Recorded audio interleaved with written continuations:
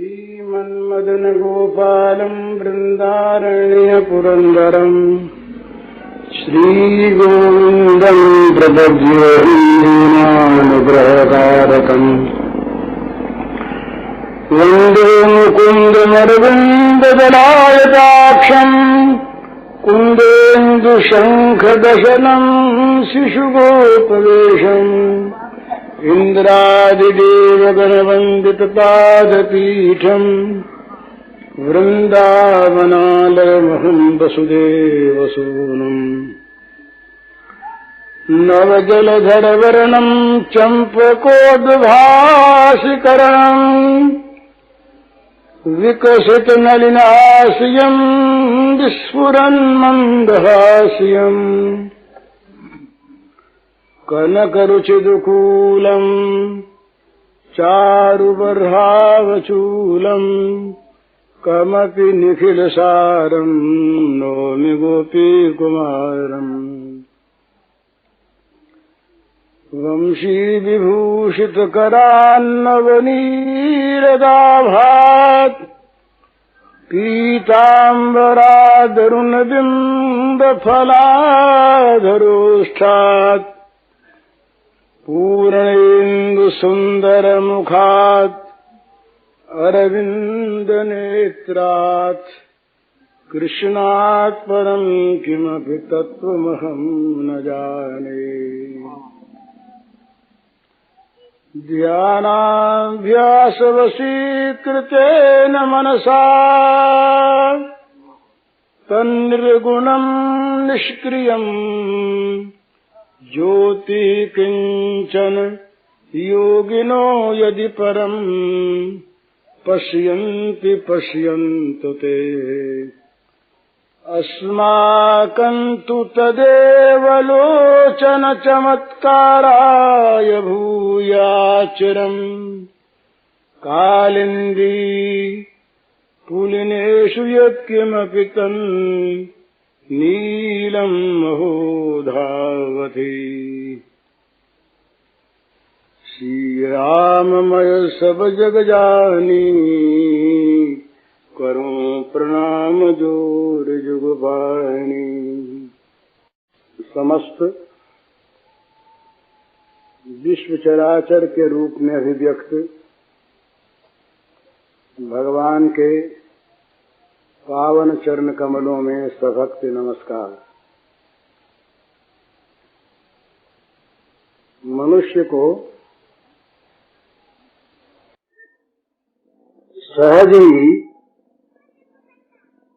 जैसा दूसरों को उपदेश देने में सुख मिलता है वैसा स्वयं उपदेश लेने में नहीं मिलता।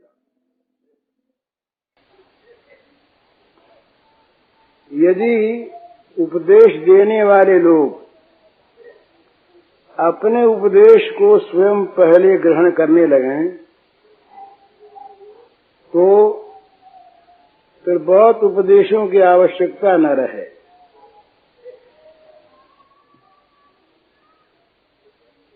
उपदेश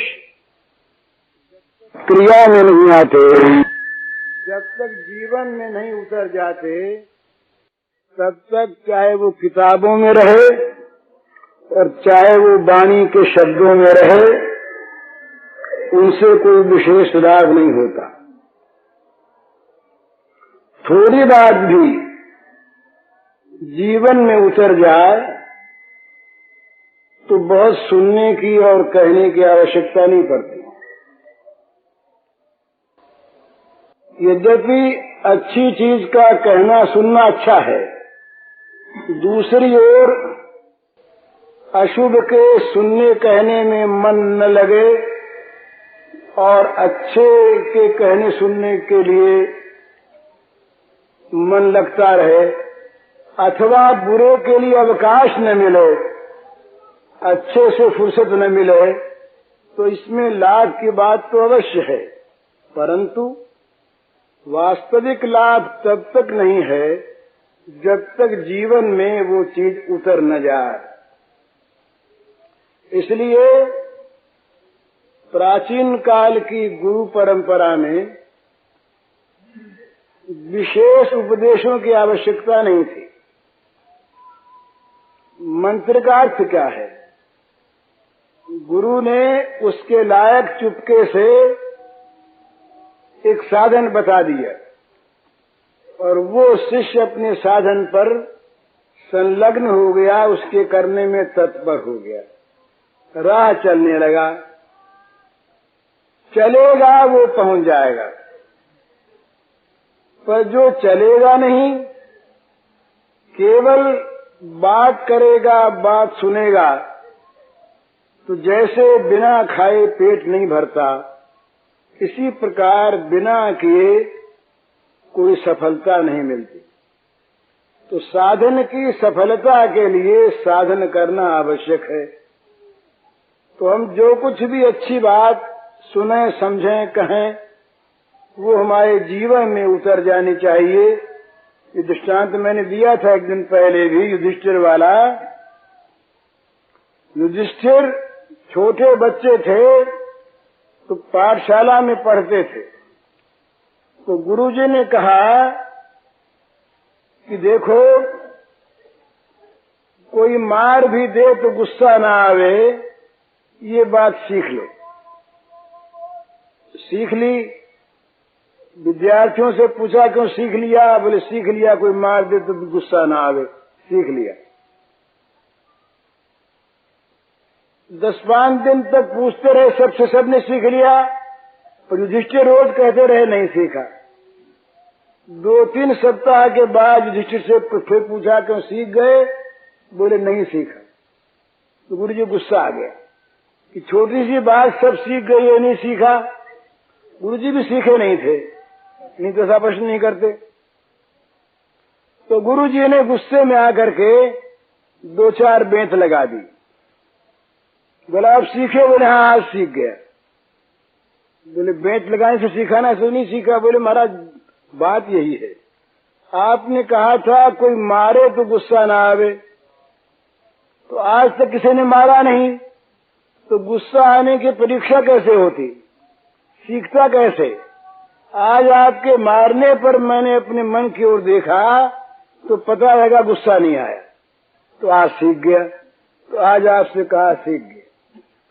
बस इसी प्रकार से जीवन में बात उतर जाए। हम रोज रोज एक ही बात बहुत सुनते हैं, बहुत कहते हैं, और नई बात आती कहाँ से? उन्हीं बातों को घुमा फिरा करके 1000 बार कह दें। नया तरीका भले ही हो, नई बात कहाँ से आएगी?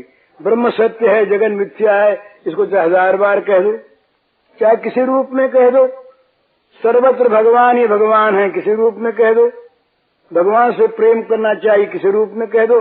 बात तो उतनी है, उन्हीं का विस्तार अनेक प्रकार से हो सकता है, परंतु उतनी बातों में से जो बात जिसके जीवन में उतर जाए, वहां युक्तिवाद नहीं होता, उतार ले जीवन में बात। अर्जुन, एक घटना आती है महाभारत में। एक बार ये किसी ब्राह्मण की गाय को डाकू लोग ले गए। रात का समय था, ब्राह्मण ने आकर पुकार की कि मेरी गाय डाकू ले गए। अर्जुन ने पुकार सुनी। अर्जुन के धनुष बाण थे अंतपुर में, और अंतपुर में युधिष्ठिर महाराज उस दिन थे। ये नियम बनाया हुआ था कि जब कोई ये द्रौपदी के 5 पति रहे, तो भगवान व्यास ने नियम बना दिया था, सुंद का इतिहास कह करके, कि भाई जो भाई अंतपुर में रहे, उस भाई के सिवा अतिरिक्त उसके सिवा कोई और भाई अंतपुर में उन दिनों में चला जाए तो उसको 12 वर्ष का देश निकाला हो। तो धनुष्मान थे अंतपुर में। तो अर्जुन ने सोचा कि अब सामने 2 चीज है, एक और 12 वर्ष का देश निकाला है, तो एक और राजधर्म है, ब्राह्मण की गायों को बचा के लाना है। उन्होंने देश निकाला, अपने मन में स्वीकार किया, नीचे नजर किए महल में गए, वहां से धनुष बाण लिया,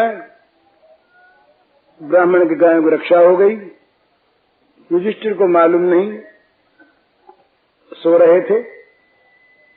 दूसरे तो अर्जुन ने सभा में जा करके कहा युधिष्ठिर से कि महाराज मुझे 12 वर्ष का देश निकाला मिलना चाहिए। युधिष्ठिर ने कहा कैसा, तुमने कसूर क्या किया, अपराध क्या हुआ? बोले अपराध ये हुआ, मैं रात को नियम भंग करके अंतःपुर में गया, इस काम के लिए धनुष बाण निकालना था और रक्षा करनी थी। तो धर्मराज ने कहा इसमें कोई ऐसी बात हुई नहीं। प्रथम तो मैं बड़ा भाई, बड़े भाई के घर में जाना कोई दोष नहीं, और दूसरी बात तुम तो मेरे धर्म रक्षा के लिए गए थे, राज्य की रक्षा करनी थी, तुमने अच्छा काम किया, तुम्हारा कोई दोष नहीं। धर्मराज की इस बात को सुन करके अर्जुन ने कहा कि महाराज मैंने आपसे यही सीखा है कि किसी बहाने से धर्म का लोप न करो, किसी युक्तिवाद से कोई युक्ति लगा करके, बहाना लगा करके अपने दोष का समर्थन मत करो, अपने दोष को छिपाओ मत। तो मैं युक्तिवाद से दोष का समर्थन करना नहीं चाहता। अब ये अलग बात है ये वो कैसा जमाना था, क्यों ब्याह हुआ, क्यों ये नियम बनाया, वो अलग विषय है। लेकिन यहाँ एक बात है कि जो बात हो जीवन में उतर जाए। जब तक जीवन में साधना उतरती नहीं, जब तक जीवन में उपदेश की बात अपने नहीं उतरती, तब तक उपदेशक का उपदेश व्यर्थ होता है। उपदेशक में 4 बात होनी चाहिए प्रधान, ये समझ लेने की बात है। वो जिस सिद्धांत को कहता हो वो सिद्धांत सच्चा हो, एक बात। दूसरी बात उस सिद्धांत का वो स्वयं मानने वाला हो। एक सज्जन आए हमारे पास एक दिन, सन्यासी थे, बड़े विद्वान थे। उन्होंने कहा कि बोलिए किस विषय पर कहें? हाँ, ईश्वर का खंडन करें कि मंडन? आप जो चाहो सो कर दें, विद्या हमारे पास है। तो विद्या से खंडन भी कर दें, मंडन भी कर दें, पर हमने कहा सिद्धांत कौन सा? वो सिद्धांत कोई नहीं, सिद्धांत हमारी विद्या। तो ये ठीक नहीं। जिस सिद्धांत का प्रतिपादन करे वो सिद्धांत वास्तव में सत्य हो। दूसरी बात, स्वयं उस सिद्धांत को वो मानने वाला हो। तीसरे, केवल मानने वाला ना हो, पालने वाला हो। और चौथी बात, उस उपदेश में, सिद्धांत के वर्णन में किसी प्रकार का मान, धन इत्यादि का स्वार्थ न हो। 4 बात उपदेशक में होनी चाहिए, तो उसका उपदेश अपने आप गृहीत होता है, उसको देख करके लोग बात मान लेते हैं। उपदेश पेशा नहीं होता। ये आजकल जो है ना, ये तो उपदेश का प्रवाह बह रहा है, उपदेश की नदी बह रही है, और नदी बह रही है, बस नदी ये तो है, कभी कैसा पानी, कभी कैसा पानी। और ये चीज भी है कि भाई वो उसमें कोई बड़ा महात्मा भी बोले और उसमें कोई कलाकार भी बोले, सदाचारी भी बोले, असदाचारी भी बोले। बोलना आना चाहिए। बोलने का आर्ट जो है, कला, वो होनी चाहिए। फिर बोलने वाला कोई हो, और जिसके पास कला न हो और महात्मा भी हो तो उसकी बात सुनना नहीं चाहते, क्योंकि हम तो कला देखते हैं। पहले हमने देखा इन झाड़ियों में महात्मा रहते थे, उनसे कोई व्याख्यान दिलवाओ तो नहीं बोलना आता उनको, पर उनके एक एक शब्द में उनके जीवन का अनुभव भरा हुआ, उनके एक एक शब्द में तत्व भरा हुआ। तो वो असली चीज, नकली चीज तो जहां हम केवल बोलते हैं और करते नहीं, वहां हमारा बोलना वो एक नाट्य होता है। जैसे नाटक में कोई शंकराचार्य का पाठ करे तो वो शंकराचार्य नहीं हो जाता। इसी प्रकार से यदि हम केवल बोलना जानते हैं, करना नहीं जानते, बोलना जानते हैं वैसा बनना नहीं जानते, तो हमारा बोलना व्यर्थ है। वो हमारा बोलना एक कला हो सकता है, हमारा बोलना लोग रिझाने की चीज हो सकती है, हमारा बोलना हमारी बोलने की वासना की पूर्ति हो सकती है। जैसे प्यास होती है वैसे बुलास भी होती है, प्यास जैसे होती है वैसे बुलास माने बोलने की वासना। तो बुलास की पूर्ति भले हो जाए या उससे हमारी किसी लौकिक कामना की पूर्ति हो जाए या कौतूहल की निवृत्ति हो जाए या एक कला का प्रदर्शन हो जाए, परंतु जब तक हमारे जीवन में वो बात नहीं है तब तक हम उसके बोलने के अधिकारी नहीं हैं। ये पहले हमारे यहाँ बड़ी सुंदर चीज थी, अधिकारी भेद। किस विषय पर कौन कौन बोलने का अधिकारी है। जो जाता कहीं पर गुरु के पास शिष्य, तो शिष्य को गुरु देखते कि शिष्य अधिकारी है कि नहीं, और गुरु अगर अधिकारी नहीं होता उस विषय का तो वो कह देता कि भाई इस विषय को मैं नहीं जानता, तुम अमुक ऋषि के पास जाओ, अमुक महात्मा के पास जाओ, वो तुमको इसका उपदेश देंगे, बता देते। स्वयं अधिकारी नहीं मानते अपने को। तब सुनने वाला और कहने वाला एक ही बात में कह देता और एक ही बात में उसका काम बन जाता। अब हम 50 वर्ष सुनते रहें और धारण करने नहीं एक भी बात, काम नहीं मिलता। सुनने के भी और कहने के भी अधिकारी होते थे, बिना अधिकारी के काम नहीं होता। और कम से कम इस साधना के क्षेत्र में, परमार्थ साधना के क्षेत्र में तो अधिकारी भेद की बड़ी भारी आवश्यकता होती है। किस प्रकार का कौन अधिकारी, नाम संकीर्तन इस सब के अधिकार की चीज, परंतु नाम संकीर्तन में भी जहाँ परम प्रेम का उद्भव होता है वहाँ अधिकार आ जाता है। चैतन्य महाप्रभु के जीवन में आता है कि श्रीवास के घर में उनका अंतरंग कीर्तन होता था। कीर्तन एक तो सामूहिक बाहर, एक अंतरंग कीर्तन जिसमें कुछ प्रेमी गण प्रेम रस में उन्मत्त होकर झूमते हुए अपने आप को भूलकर कीर्तन में मस्त हो जाते थे। एक दिन एक कीर्तन का विरोधी मनुष्य उनके घर में घुस गया और जाकर वो नीचे तख्ते के छिप गया। उस दिन कीर्तन में वो प्रेम रस का उद्भव नहीं हुआ। तब महाप्रभु चैतन्य ने कहा कि कोई विजातीय तत्व है, यहाँ पर कोई विजातीय तत्व है। तो देखा गया तो तख्ते के नीचे एक आदमी सोया हुआ था, लेटा हुआ। पता लग गया कौन है, जो हमेशा कीर्तन का विरोधी था। उसको तो लाभ हुआ, उसके तो मति पलटी, लेकिन जब तक उसको बाहर नहीं किया गया तब तक प्रेम रस उत्पन्न नहीं हुआ। तो साधना के क्षेत्र में उस दिन मैंने बताया था कि ये खेल नहीं है। एक आसन हो, एक स्थान हो, एक मंत्र हो, एक गुरु हो, एक इष्ट हो, एक समय हो, तो साधना का इस प्रकार का वातावरण बन जाता है कि वहाँ जाते ही वो बात अपने आप शुरू हो जाती है। वहाँ के वायुमंडल में उस प्रकार के तत्व सब ओर विस्तृत हो जाते हैं, पूर्ण हो जाते हैं कि दूसरे तत्वों को वहाँ आने के लिए स्थान नहीं मिलता। ये सब साधना के तरीके थे पहले।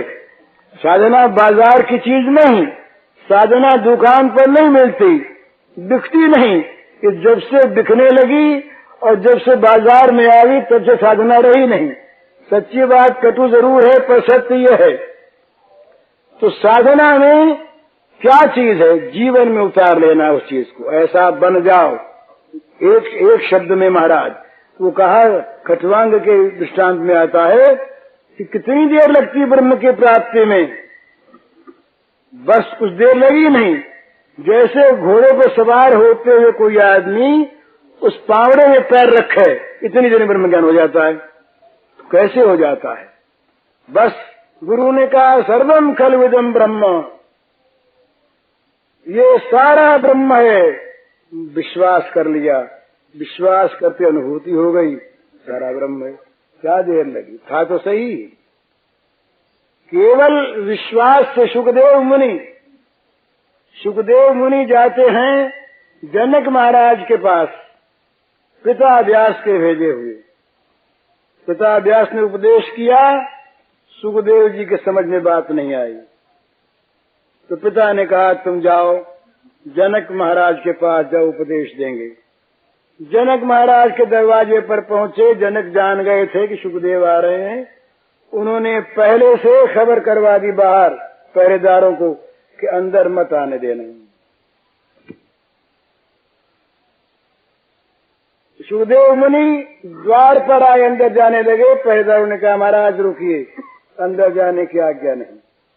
खड़े हो गए, न स्वागत किया, न सत्कार किया, न कुर्सी आसन दिया, न आचमन। गुप्तचर देखते रहे कैसा मुख की आकृति कैसी बनती है। आकृति विज्ञान वालों ने देखा जैसा का तैसा मुख है। जाकर खबर दी गई कि ये हाल है। जनक महाराज से कहा कि ये हाल है सुखदेव मुनि का। तो जनक ने कहा अच्छा, अब उनको विलास कानन में भेज दो, जहां सारी विलास की सामग्री, जहां सारे के सारे विलास के साधन मौजूद,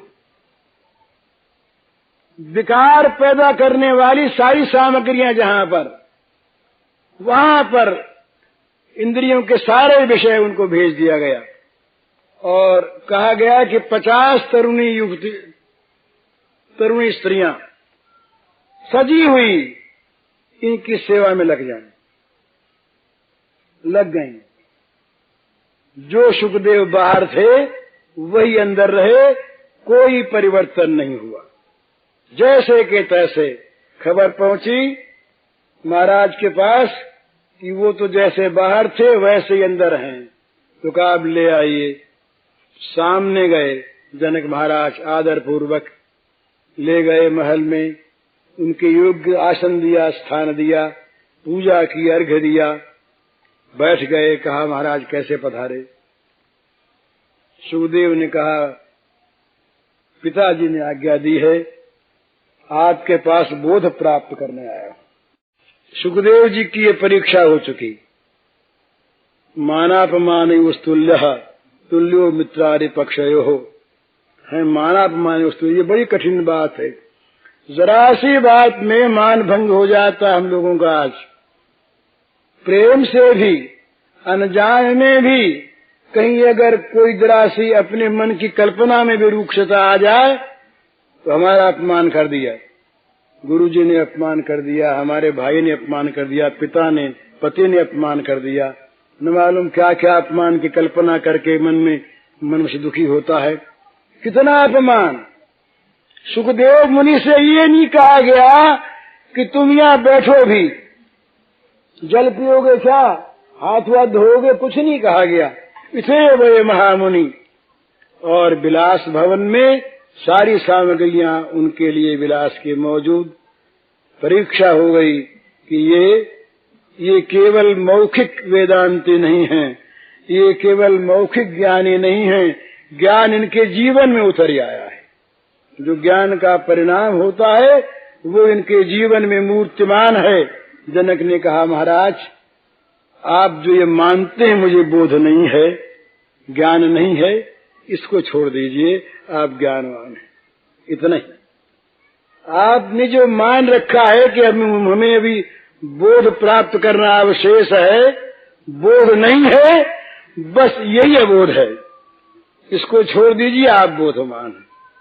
छूटा हुआ था ही, तत्काल समझ में आ गई बात। तो जहां जीवन में उतरी हुई चीज होती है वहां तो वो चीज समझ में ठीक आ जाती है तत्काल।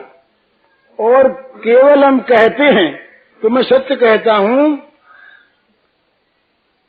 कई बार मैंने देखा है, जब समझाता हूं युक्तियों से युक्ति याद आ जाती है, जब अपने जीवन में देखता हूं तो युक्ति भूली जाती है, नहीं दिखती वो चीज। सत्य बात है। तो इससे कोई लाभ नहीं होता। जीवन में लोगों को समझाने के लिए बहुत चीज चाहिए, अपने समझने के लिए उतनी चाहिए, पर बहुत होकर के भी अगर हम नहीं समझते, अपने को नहीं समझा पाते, अपने जीवन में उस चीज को नहीं उतार पाते, तो हमारा कहना व्यर्थ होता है। इसलिए ये आप लोगों के बात पीछे मुझे ऐसा लगता है, ऐसा मैं कई बार सोचा करता हूँ, सबकी बात नहीं कहता, अपनी कहता हूँ, मेरे जैसे कहने वालों से आप सुनने वालों में बहुत लोग बहुत अच्छे हैं, ये मुझे विश्वास है। न मालूम जब आप लोगों की मैं किसी की बात सुनता हूँ साधन की, तो मुझे बड़ी प्रसन्नता होती है कि देखो ना ये कैसे लोग हैं, चुपचाप सुनते हैं और चुपचाप कर रहे हैं। हम लोग इतना बरगलाने वाले लोग और इतना बहकने वाले लोग केवल बहक के रह जाते हैं, कुछ नहीं करते। तो जीवन में चीज उतरनी चाहिए। जब जीवन में चीज उतरे तब जीवन की सच्चाई है, और जीवन में उतरी हुई चीज उसी प्रकार का जीवन बना देती है।